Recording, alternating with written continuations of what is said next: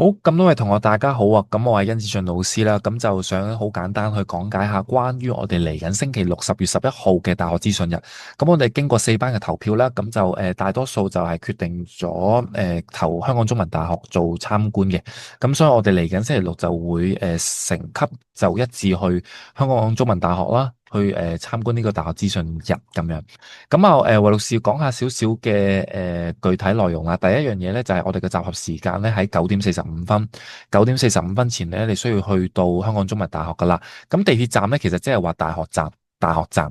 好啦，咁大學站嘅邊個位咧？我哋就係大學站 A 出口。大學站 A 出口，咁我哋喺下面咧有一幅圖準備咗嘅，就係話你大學站 A 出口一出到去嘅時候咧，咁其實就到咗我哋嘅集合地點。我哋集合地點咧就係一出到去呢一度棵樹後面嘅。咁其實呢個位其實即係 exactly 就係大學站 A 出口一出去行，一行到就係噶啦。咁所以呢個位唔需要擔心啦。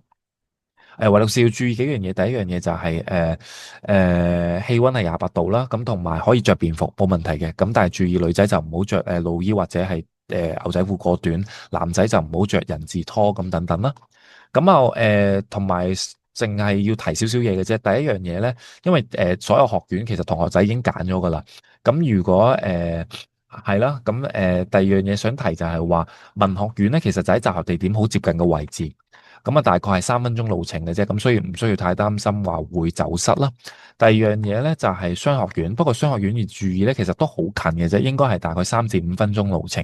不過要注意就係話喺我哋集合地點之後咧，可能要經翻去地鐵站，一出到去咧，其實你就會見到呢棟 building 鄭裕彤樓，咁呢個就係商學院嚟嘅，咁所以都係好近嘅，亦都唔需要太擔心會走失嗰啲嘅。咁啊，唯獨是注意嘅同學咧，就係工程學院、工程學院同埋理學院，即係下面呢幅圖。因為呢兩個咧都喺本部噶，咁所以咧我哋兩批人咧都需要搭 shuttle bus，由大學資訊即係中文大學嗰一日會提供一個 shuttle bus 噶。咁啊到時候咧就會喺第一個站落嘅，第一個站落，咁就會去到本部啦。咁到時嗰個車上面亦都會有清晰嘅指示。咁所以最緊要就係同學必須要跟實你嗰批嘅同學，即係話你唔好係理學院，但係你跟咗商學院嘅同學走。OK，咁第二樣嘢亦都跟實負責老師啦。咁即係我明當日會可能會好興奮啊，或者點樣，咁所以一定要跟清楚上到車。咁其實上到去之後。我諗行大概2分鐘到，又係到目的地嘅，咁所以其實就唔太擔心。不過注意就係話驚可能唔記得咗上車或者跟錯咗同學仔咁樣咯。要注意嘅地方就係咁樣。最後一樣嘢咧，要提一提大家就必須要9點45分前到達啦。